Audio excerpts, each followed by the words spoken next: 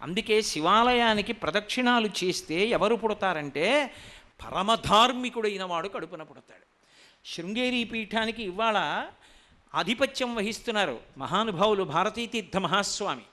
భారతీతీర్థ మహాస్వామి వంటి మహాపురుషుడు, అంతటి జ్ఞాని, అంత వేదవేదాంగములు చదువుకున్నవారు, అంతటి తపోనిష్టాపరాయణుడు, చంద్రమౌళీశ్వర లింగానికి శంకర భగవత్పాదులు కైలాసం నుంచి తెచ్చినటువంటి శివలింగానికి ఒక రోజు తప్పకుండా అంత నిష్ఠతో అభిషేకం చెయ్యగలిగినటువంటి ధృతి కలిగినటువంటి వారు, అంత ఆశ్రమ నియమాలు పాటించేటటువంటి వారు. ఆయన మీ కడుపున ఎలా పుట్టారమ్మా, ఏ పుణ్యానికి పుట్టారని అడిగాను ఒకసారి వాళ్ళ అమ్మగారిని. ఈ మధ్యనే ఆ తల్లి శరీరం విడిచిపెట్టేశారు. అడిగితే ఆవిడ నవ్వారు. నా పుణ్యం ఏముంది లేనా అన్న అన్నారు. కాదమ్మా చెప్పండి తల్లి, ఏ పుణ్యానికి పుట్టారన్నాను. అంటే ఆవిడ నాతో మాట చెప్పారు. నాన్న, చిన్నప్పుడు కోటప్పకొండ పక్కన ఉండేవాళ్ళం. కోటప్పకొండ మీద దక్షిణామూర్తి కదా శివలింగం, జ్ఞానప్రదాత. తెలిసో తెలియకో మా నాన్నగారు ప్రతిరోజు కొండెక్కి దక్షిణామూర్తి దర్శనానికి వెడితే ఆయన చెయ్యి పట్టుకుని నేను గౌనేసుకుని పరిగెత్తుకుంటూ వెళ్ళేదాన్ని. రోజు కోటప్పకొండ మీద దక్షిణామూర్తి దర్శనం చేసి ప్రదక్షిణం చేసి ప్రసాదం తిని మా నాన్నగారితో కొండ దిగి కిందికొచ్చి ఆ వెళ్ళడం సరదాగా ఉంటుందని వెళ్ళినా చిన్నతనంలో రోజూ దక్షిణామూర్తిని చూశాను కాబట్టి దక్షిణామూర్తి స్వరూపుడై మహాజ్ఞాని నా కడుపున పుట్టాడు అన్నాడు. ఈ లోకంలో అసలు సనాతన ధర్మాన్ని నిలబెట్టి నడిపించగలిగిన మహాపురుషులందరూ శివభక్తి చేతనే వచ్చారు. ఏ తల్లి శివాలయాలకు ప్రదక్షిణాలు చేసిందో, శివభక్తి తత్పరుడైన వాడున్నాడో వాడి కడుపున ధార్మికులైనటువంటి వాళ్ళు పుట్టారు. కాబట్టి శివభక్తి అంత గొప్పది. శివభక్తి వాడితో పోదు, వాడి తర్వాత ఉన్న వాళ్ళని కూడా ఉద్ధరించి తీరుతుంది.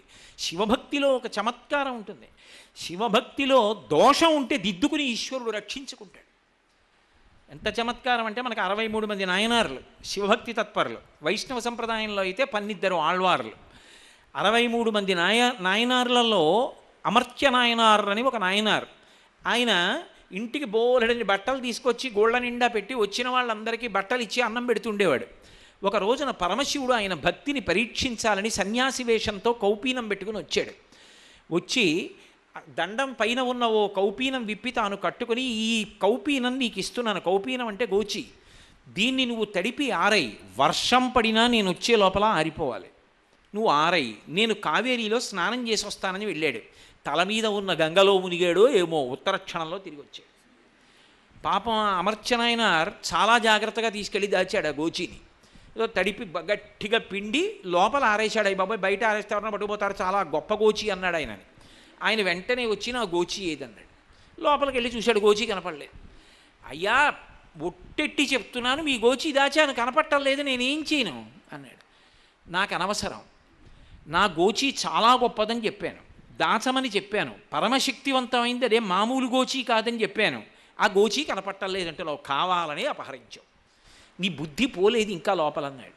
ఆయన అన్నాడు, ఎందుకని నిందలు వేస్తారు, మీకు ఎన్ని గోచీలు కావాలి చెప్పండి ఇస్తానన్నాడు. ఓహో అంత ఐశ్వర్యవంతుడవే, కాటా తెప్పించన్నాడు. పెద్ద త్రాసు ఒకటి తెప్పించి పెట్టారు.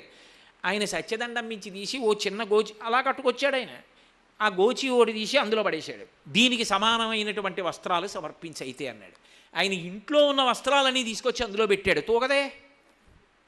అప్పుడు జ్ఞాపకానికి వచ్చింది ఆయనకి, ఓ ఇంకా నేను నాది అని 2 ఉండిపోయాయి నాలో, ఇవి 2 ఉండిపోబట్టి ఈశ్వరుడు పరీక్షిస్తున్నాడు అని తిన్నగా శివాలయానికి వెళ్ళాడు. ఈశ్వర నేను లేదు, నేను నీవాడను, నాది లేదు నీది, నీవాడను నీది, నాది నేను ఏమీ లేవు, ఇక పైన నన్ను రక్షించుకోవడం నీ కర్తవ్యం, నా గురించి నాకు తాపత్రయం లేదు, నీదైన వస్తువు ఏమైతే అది అవుతుంది అని భార్యా పిల్లల్ని పిలిచి, రండి 4 ఇనప గొలుసులు పట్టుకు వేలాడదాం అన్నాడు. అని ఆ బట్టలన్నీ వేసినవే పెళ్ళి 4 గొలుసులు పట్టుకు వేలాడారు. ఠక్కని తూగింది. నేను నాది ఇంకా ఉండిపోయింది, దాన్ని తీసేసాడంతే. తీసి ఈ తక్కెడ ఇంతమంది చూస్తుండగా ఈ 4తో కైలాసానికి వెళ్ళిపోయి ఈశ్వర సాన్నిధ్యాన్ని పొందారు.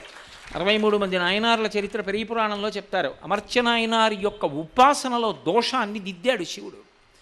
శివభక్తుడై ఉంటే చాలు, ఉపాసన దోషాలని ఆయన దిద్దుకుంటాడు, దిద్దుకుని తనవాణ్ణి చేసుకుంటాడు.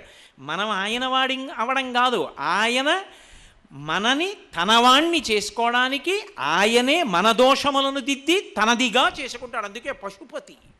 మనలో ఉన్న పశు లక్షణాలని ఆయన తీసేస్తాడు. అందుకే శంకర భగవత్పాదులు పశుమాం సర్వజ్ఞ ప్రథిత కృపయా పలయ విభో అన్నారు. నేను పశువుని, నువ్వు పశుపతివి. పశువు పక్కకెళ్ళిపోతే పశుపతి తప్పు కాపాడద్దు, నువ్వు ఏలుకో అన్నారు. నా మోటార్ సైకిల్ బురదబట్టి ఉందనుకోండి, ఏమే మోటార్ సైకిలా, చాగంటి కోటేశ్వరారు ఎక్కి తిరుగుతారు కదా, అంత బురదగా ఉండొచ్చా అని అడుగుతారా? కోటేశ్వరారు అదేంటండి అన్న ఉపన్యాసాలు చెప్తారు, ఒకసారి మోటార్ సైకిల్కి అడుక్కోవచ్చు కదా, లేకపోతే ఎవరినైనా పిలిచిస్తే కడిగించరా, అదేంటండి అలా ఉంది అంత బురదగా అని నన్నంటారా? శివ, నేను పశువుని, నువ్వు పశుపతివి, నేను నీ సొత్తు, నువ్వు దిద్దుకో, నువ్వు కాపాడుకో. ఎంత గంభీరంగా చెప్పారండి భక్తి గల వాళ్ళు. పాలున్ బొవ్వయు పెట్టెదన్ కుడువరా పాపన్న లే రా రమ్మన్న అరిటి పండ్లు కొనితే లేకున్నన్ వల్లనంటే తల్లిదండ్రుల పుడెట్టే అట్లే తెచ్చి వాత్సల్య లక్ష్మీ లీలావచనంబులను కుడుపరా శ్రీకాళహస్తీశ్వర అన్నాడు ధూర్జటి. తండ్రి పెద్ద ఐఏఎస్ ఆఫీసరు, పెద్ద తుఫాను బయట. ఆఫీస్ కారులో ఇంటికి వచ్చాడు, వెళ్ళిపోరా ఇవాళ అన్నం తిని పడుకుంటానన్నాడు. Driver car తీసుకెళ్ళిపోయాడు. లోపలికి వచ్చాడు, కరెంట్ లేదు. ఏదో అప్పుడు ఇన్వర్టర్లు లేవు అనుకోండి, కాసేపు ఏదో లాంతర్లో దీపాలు వెలుగుతున్నాయి. తగని ఆకలిగా ఉంది, చలి పట్టేసింది ఒంటిని, బయట గాలి వాన, అన్నం పెట్టి తిని పడుకుంటానన్నాడు. ఏమండి ఇందాకడి నుంచి వీడికి అన్నం పెడదామంటే ముద్ద తింటలేదండి, నోరు విప్పట్లేదు, వీడికి అన్నం పెడదామంటే అసలు ఎలా? ఈ పిల్లాడు అన్నం తింటే మనం ఇద్దరం అన్నం తినచ్చండి ఏంది భార్య. కొడతాడా తండ్రి కొడుకుని? ఎరా నాన్న ఎందుకు తినవరా, ఆమె తినేసే గబగబా అన్నాడు. అరటిపండు తెస్తే తింటానన్నాడు. ఇప్పుడు ఏమిట్రా తుఫాన్లో కారు కూడా వెళ్ళిపోయింది అంటాడా? నెత్తి మీద ఉత్తరీయం వేసుకుని ఎక్కడో వెతుక్కుని ఆఖరికి ఒక చిన్న అరటిపండు దొరికితే అది కొని తెచ్చి కోపం నిగ్రహించుకుని తిను నాన్న అని ఎంతో ముద్దుగా ముందు అంతా అయిందా అమ్మయ్యా ఇప్పుడు పడుకో అని అప్పుడు తింటాడు. ఎన్ని తప్పు గుణాలున్నా తండ్రి కొడుకుకి అరటిపండుతో అన్నం పెట్టి కడుపు నింపి అప్పుడు తాను తిని పడుకోవట్లా ప్రేమ ఉంటే? నువ్వు జగత్తుకి తండ్రివి, వాగర్ధ వివసంపృక్తవు ఆగర్ధ ప్రతిపత్తయే జగత పితరవు వందే పార్వతీ పరమేశ్వరవు. నా ఎందు దోషాలున్నాయి దూరంగా బొమ్మంటావే, దిద్దుకుని నన్ను నీవాణ్ణి చేసుకో. శృతౌ శాస్త్రే వైద్యే శకున కవిత గానపండితౌ పురాణే మంత్రేవా స్తుతి నటన హాస్యేశ్వ చతుర కమర్థం రాజ్ఞాం ప్రీతిర్భవతి మయి కోహం పశుపతే పశుం మాం సర్వజ్ఞ ప్రథిత కృపయా పాలయ విభో అంటారు శంకర భగవత్పాదులు. అది శివభక్తిలో ఉన్న గొప్పతనం. ఎవడు రోజు శివాలయానికి ఎడతాడో, ఎవడు శివాలయానికి ప్రదక్షిణం చేస్తాడో, ఎవడు శివాభిషేకం చూస్తాడో, ఎవడు శివుడికి నమస్కరిస్తాడో వాణ్ణి తనవాడిగా చేసుకునే పూచి వాడెత్తుకుంటాడు. మనం వాడిని చేరడం కాదు, వాడు మనని లాక్కుంటాడు. అంతటి తండ్రి స్వరూపం కలిగినటువంటి వాడు. అటువంటి శివుడు స్ఫటికమణి నిభం అని శాంతం పద్మాసనస్థం శశిధరమకుటం పంచవక్త్రం త్రినేత్రం వజ్రంచ ఖడ్గం పరశుమభయదం దక్షభాగే వహంతం నాగుం పాశంచ ఘంటాం ప్రళయహుతవహం సాంకుశం వామభాగే నానాలంకారయుక్తం స్ఫటికమణి నిభం. స్ఫటికమణి ఎలా ఉంటుందో అంత తెల్లగా ఉంటాడు. అందుకే కదా స్ఫటికలింగానికి అంత ప్రశస్తి. తెల్లగా ఉంటాడు శంకరుడు. లోకంలో ఎవరైనా మత్సపడ్డారు, ఆయనకి జీవితంలో మత్స ఉందండి అన్నాను అనుకోండి, దాని అర్థం ఏమిటి? పరిపూర్ణమైనటువంటి శీలం ఉన్నవాడు కాడు. ఓ మత్స ఉంది అంటే ఆయనకు దోషం ఉంది. ఆయన ఎంతో అందగాడు, తెల్లగా ఇలా చూసేటప్పటికీ అబ్బా కందర్పదర్ప రసుందర దివ్యమూర్తి అన్నట్టుంటాడు. ఆయనకో మత్స ఉంది, అది అందరికీ కనపడేటట్టుగా కంఠం మీద పెద్ద నల్ల మత్స. ఇప్పుడు ఏమంటాం? చాలా అందంగా ఉంటాడు, ఏమిటండి ఆ కంఠం మీద మత్స ఏమిటండి పాపం అలా నల్లగా అలా ఉంటుంది అంటాడు. లోకంలో మత్స వచ్చింది అన్న మాటకు అర్థం ఏమిటంటే అపకీర్తి వచ్చింది. ఓ అందమైనటువంటి విషయం చెప్తూ ఉంటారు. ఏదో అక్క చెల్లెలు ఇంటికి వచ్చింది, నెల అయిపోయింది, ఇంటి వెళ్ళటం లేదు కాపరానికి. ఆవిడికి భర్తకి భేదాభిప్రాయాలు ఏం లేవు. ఆయన ఏదో వ్యాపారం మీద పొరుగురు వెడుతూ లేకపోతే కాశీ వెడుతూ మీ పుట్టింట్లో ఉండవే అన్నాడు. పెద్ద చెప్పవలసిన అవసరం ఏంది, పుట్టింటి వాళ్ళు సంతోషిస్తారని పాపం ఆ పిచ్చి తెల్లి అక్కడుంది. నెల అయింది వెళ్ళలేదు. అన్నదమ్ముడికి అనుమానం వచ్చింది, ఏదో మత్స వచ్చింది చెల్లికి, బావగారు పుట్టింటికి పంపించేశారు. ఎలా అడుగుతాడు? అడగడం మానేసి ఓసారి ప్రదోష వేళ అయిపోయిన తర్వాత చెల్లెలతో కలిసి వీధిలోకి వచ్చాడు, పూల తోటలోకి. చెల్లి అచ్చకి మత్స వచ్చింది అన్నాడు, చంద్రుడికి మత్స వచ్చింది అన్నాడు. చెల్లెలకి అర్థమైంది, ఓహో నేనేదో పొరపాటు చేసి పుట్టింటికి వచ్చాను అనుకుంటున్నాడని. అచ్చకి మత్స వస్తే పడి చస్తుంది కానీ నీ ఇంటికి ఎందుకు వస్తుందని. చెల్లెలా చాలా సంతోషం. ఇద్దరూ ఏమీ మాట్లాడుకోలేదు. మత్స అన్న మాటకి తెలుగులో అంత ఇది ఉంది. ఆ మత్స ఒక్కటి లేకపోతే అంటారు ఎంత అందం ఉన్నా మత్స ఇబ్బంది. శంకరుడు స్ఫటికమణి నిభం తెల్లగా ఉంటాడు. అంత తెల్లగా ఉన్న శంకరుడికి మొదటి నుండి మత్స లేదు, మత్స వచ్చింది మధ్యలో మత్స వచ్చింది అంటే ఆయన ఎందు ఏదో దోషం వచ్చింది అని కదా లోకంలో. కానీ లోకాల్ని ఉద్ధరించేటటువంటి వాడికి మత్స వచ్చినా మత్సయే ఆభరణం. ఆ మత్స చూసి ఆయన ఎంత గొప్పవాడో అర్థమవుతుంది. అదే పరమశివుడి యొక్క హాలాహల భక్షణం. ఒకప్పుడు దేవతలందరూ పాలసముద్రం దగ్గరికి వెళ్ళి పాలసముద్రాన్ని చిలికారు. ఆ పాలవెల్లి లోపల అప్పటికప్పటికి మందరాగము తిరుగం చప్పుడు నిండిన జండము చెప్పిడిదే మధురి చెవులు చిందరగొనియన్ ఆలోల జలధి లోపల నాలోని విడిచి అసురుల బరపన్ గీలా కోలాహలమున హాలాహల విషము బుట్టె అవనీనాథ. అమృతం రాలేదు, పాలసముద్రంలోంచి హాలాహలం వచ్చింది. ఆ హాలాహలం దూకుతూ వెళ్ళిపోతుంటే అరణ్యాలు కాలిపోయాయి, సముద్రాలు కూడా ఇంకిపోయాయి. ఈ చిలుకుతున్న దేవతలందరూ భయపడిపోయారు ఆ హలాహలాన్ని చూసి.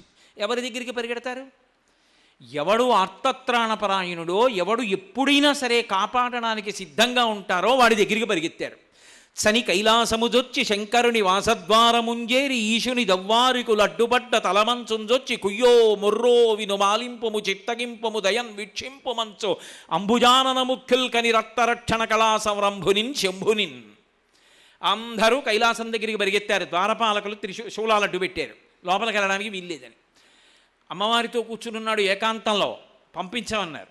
ఆ బయట నుంచే పెద్ద పెద్ద కేకలేశారు. ఆర్తరక్షణ కళా సంరంభునిన్ శంభునిన్ శంభో మహాదేవ శంకర, నీవు తప్ప మాకు రక్షకుడు లేడు, రా వచ్చి కాపాడని. ఆయన గబగబా బయటకు వచ్చాడు. ఏమైంది రా అన్నాడు. ఏమీ తిరిగిన వాళ్ళు అడుగుతుంటాడు. వాళ్ళన్నారు భుజశక్తిన్ ఆ పాలవెల్లి మదింప హాలాహలంబు జనించే ఏరి కలంఘమై భువనంబు కోలాహలంబు చేసి చిచ్చు లాగముంగుని ప్రాణి సందోహమున్ బ్రతికించవే దయ దొంగిలింపగనీశ్వరా అన్నారు. ఒళ్ళు కొవ్వెక్కి దేవతా పదవులుంటే సంతోషపడకుండా అమృతం కోసమని బాహుశక్తిన్ మా భుజాలకి శక్తి ఉంది కదా అని పాలసముద్రం చిలికాం. అమృతం రాలేదు, హాలాహలం వచ్చింది, పుచ్చుకునేవాళ్ళు లేడు, పరిగెత్తుకొచ్చాం. శివ, నువ్వు తప్ప మాకు రక్షకుడు ఎవరున్నారు? లంపటము నివారింపను సంపద కృప చెయ్య జయము సంపాదింపన్ సంపెడి వారి వధింపను సొంపారగ నీకె చల్లు సోమార్థధర. సంసార లంపటం పోవాలన్నా, జయం కలగాలన్నా, చంపేవాణ్ణి చంపాలన్నా, సంపద ఇవ్వాలన్నా, జయం ఇవ్వాలన్నా నీకే చెల్లింది. అందుకే కదూ శ్రీశైల మల్లికార్జునుడు సుప్రభాతం చేస్తే ప్రపత్తి దగ్గరికి వెళ్ళేటప్పటికి జయ జయ జయ మహాది జయ జయ జయ శంభోజం భవిత్ పూర్వదేవ ప్రణత పద సరోజద్వంద్వ నిర్ద్వంద్వ బంధో జయ జయ జయ జన్మస్థేమ సంహారకార ప్రణయ సగుణమూర్తే పాలయాత్మం ప్రసన్నాం వధూముఖం వల్గదపంగరేఖం అఖండితానందకర ప్రసాదం విలోకయన్ విస్ఫురదాత్మభావ సమే గిరి శ్రీగిరి సార్వభౌమ కురంగపాణి కరుణావలోక సురుత్తమశ్చంద్ర కళావతంస అని పరమశివుణ్ణి ప్రార్థన చేస్తారు జై జై శబ్దంతో. అందుకని తిన్నగా ఆయన దగ్గరికి పరిగెత్తి, ఈశ్వర, చంపేవాళ్ళని కూడా చంపగలిగిన వాడివి నువ్వు ఒక్కడివి. ఎందుకని లోకంలో చంపేవాడు యమధర్మరాజు గారు. ఆ యమధర్మరాజు గారు ఒకప్పుడు శంకరుడిచ్చిన వరాన్ని సరిగ్గా అర్థం చేసుకోలేదు. 16 వర్షములకే పరముందు సుపుత్రు కోరేదో అని అడిగాడు మృకండు మహర్షిని పరమశివుడు. 16 ఏళ్లకి అన్నీ తెలిసిపోయి ఇక మనిషిగా కాకుండా పరమేశ్వరుడిగా, అంటే తత్వం తెలిసి తురీయంలో నిలబడేటటువంటి కొడుకు కావాలా? అది ఏమనర్థమైందంటే 16 ఏళ్లకి శరీరం విడిచిపెట్టేసే అల్పాయుర్దాయం కలిగిన వాడు కావాలా? మహాపాపాత్ములైన బోళ్ళంతమంది కొడుకులు కావాలా? 16 ఏళ్ళే అని పాపం మృకండు మహర్షికి అర్థమైంది. తక్కువ జీవించిన ఉత్తముడు కావాలన్నాడు. పుట్టాడు మార్కండేయ మహర్షి. ఆయుర్దాయం అయిపోతోందనుకున్నాడు. అనుకుని వెళ్ళి శివలింగాన్ని గట్టిగా కౌగిలించుకున్నాడు. యమధర్మరాజు గారు వచ్చాడు. ఆయన శివుడా నన్ను కాపాడని అడగలేదు. ఆయన అన్నాడు, చంద్రశేఖర చంద్రశేఖర చంద్రశేఖర పాహిమాం చంద్రశేఖర చంద్రశేఖర చంద్రశేఖర రక్షమాం. చంద్రశేఖరుణ్ణి పట్టుకునుండగా కిన్నో మృత్యుక్కరిష్యతి, యముడు నన్ను ఏం చేస్తాడన్నాడు. ఆయన అన్నాడు, సమయం అయింది, ఉత్తలకి రా, పాశం వెయ్యాలన్నాడు. నేను రానని ఆయన శివలింగాన్ని కౌగిలించుకున్నాడు. పాశం వేశాడు. మార్కండేయుడికి శివలింగానికి కలిసే పడాలిగా. వెంటనే చూశాడు పరమేశ్వరుడు. నేనుండగా యముడేం చేస్తాడని నమ్మిన వాడిని పాశం వేస్తావా? అంతే, ఒక్కసారి లేచి ఎడంకాల్తో తన్నాడు. వక్షస్థాడనమంతకస్య కఠినాపస్మార సంవర్ధనం బుభృత్పర్యటనం నమత్సురశిర కోటీర సంఘర్షణం కర్మేదం మృదులస్య తావక పదద్వంద్వస్య గౌరీపతే మచ్చేతో మణిపాదుకా విహరణం శంభో సదాంగీకురు అంటారు శంకరభగవత్పాదులు శివానంద లహరిలో. వక్షస్థలం మీదంతే యమధర్మరాజు గారు విరుచుకు పడిపోయి శరీరం వదిలేశాడు. ఆ తర్వాత మార్కండేయుడు అడిగాడు బ్రతికించమని. అప్పుడు ఆయన లేచి అడిగాడు, అయ్యా నీ తెచ్చిన తప్పేమిటి? 16 ఏళ్లకి శరీరం విడిచిపెట్టాలని నువ్వే వరం ఇచ్చావు, నేను పాశం వేశా, ఎందుకు చెప్పావు నన్ను అడిగాడు. 16 వత్సరములకే పరమందు సుపుత్రు కోరేదో, నన్ను 16 ఏళ్లకి జ్ఞానం వచ్చి జ్ఞానిగా నిలబడతాడు, శరీర భ్రాంతి ఉండదని వరం, నీకు ఇంకోలా అర్థమైంది, తప్పు నీదా నాదా అన్నాడు. మార్కండేయాయుష్యని అందరూ లయమైపోయిన తర్వాత వటపత్రం మీద కృష్ణ భగవానుడు ఒక్కడు పడుకొని ఉండగా ఆయన దగ్గర జ్ఞానోపదేశం పొందడానికి వెడుతూ ఉంటాడు మార్కండేయుడు. వటస్య పత్రస్య పుటేశయానం అని ఆ రావి ఆకు మీద పడుకొని ప్రళయ జలాల మీద తేలుతూ ఉంటాడు. కరారవిందేన పదారవిందం ముఖారవిందే వినివేశయంతం వటస్య పత్రస్య పుటేశయానం బాలం ముకుందం మనసా స్మరామి అంటాడు మహానుభావుడు లీలాశకుడు కృష్ణకర్ణామృతంలో. ఆ కాలి బొటనవేలు తీసి నోట్లో పెట్టుకు చీకుతూ ఉంటాడు. అది ఏమిటి, ఎందుకు అలా చీకడం?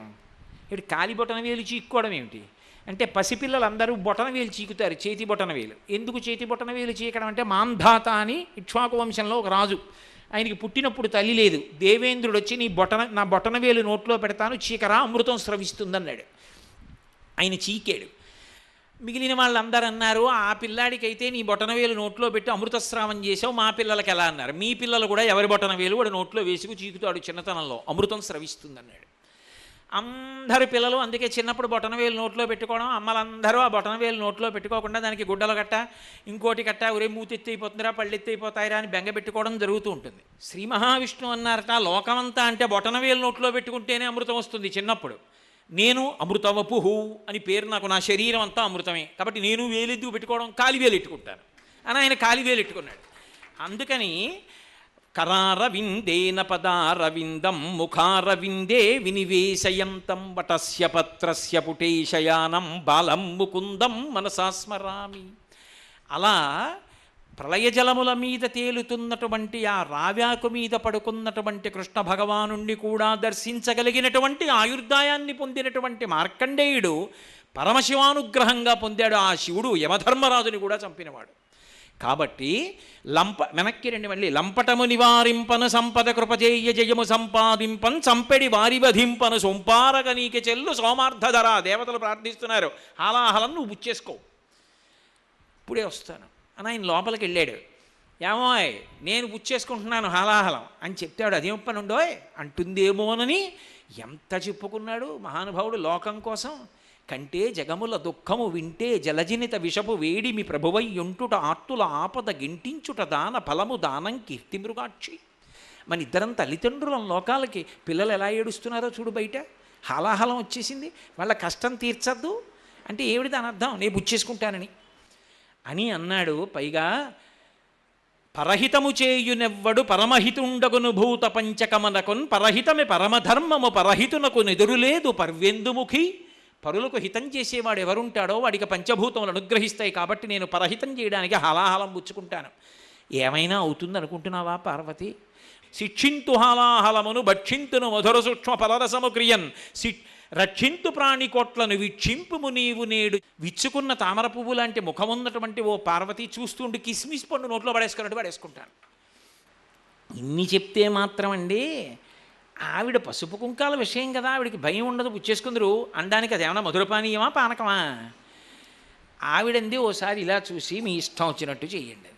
శుకబ్రహ్మ గుండెలు బాదుకున్నారు భాగవతం వింటూ. అయ్య బాబోయ్, ఆది దంపతులు అమ్మలగన్నయమ్మ ముగురమ్మల మూలపుటమ్మ చాలా పెద్దమ్మ సురారులమ్మ కడుపారడి బుచ్చినయమ్మ తన్ను లోనమ్మిన వెల్పుటమ్మల వనంబున ఉండెడి అమ్మ దుర్గమాయమ్మ అని పోతనగారి చేత కీర్తింపబడిన తల్లి. నిత్యాయ త్రిగుణాత్మనే పురజితే కాత్యాయని శ్రేయసే సత్యాయాద్య కుటుంబినే ముని మన ప్రత్యక్ష చిన్మూర్తయే అని శంకర భగవత్పాదులు స్తోత్రం చేసిన కుటుంబం. ఆ తల్లి ఎలా చెప్పిందయా శివుణ్ణి హాలాహలం తినమని? తన పసుపు కుంకాల గురించి బెంగలేదా అంటే, మృంగిడివాడు విభుండని మృంగిడిదియు గరళమనియు మేలని ప్రజకున్ మృంగమని సర్వమంగళ మంగళసూత్రమునెంతమది నమ్మినదో. లోకంలో ఉన్న ఆడవాళ్ళందరి మెడలలో ఉన్న మంగళసూత్రాలు నిలబడ్డాయంటే కారణం ఆ మంగళగౌరి. అటువంటి మంగళగౌరినైన నా మెడలో పరమశివుడు కట్టిన మంగళసూత్రం ఉండగా ఆయన విషం తాగితే మాత్రం ఇబ్బంది ఏమొస్తుందని తాగమందావిడ. ఆయన ఏం భయపడుతూ నక్కుతూ నీలుగుతూ తాగలేదు.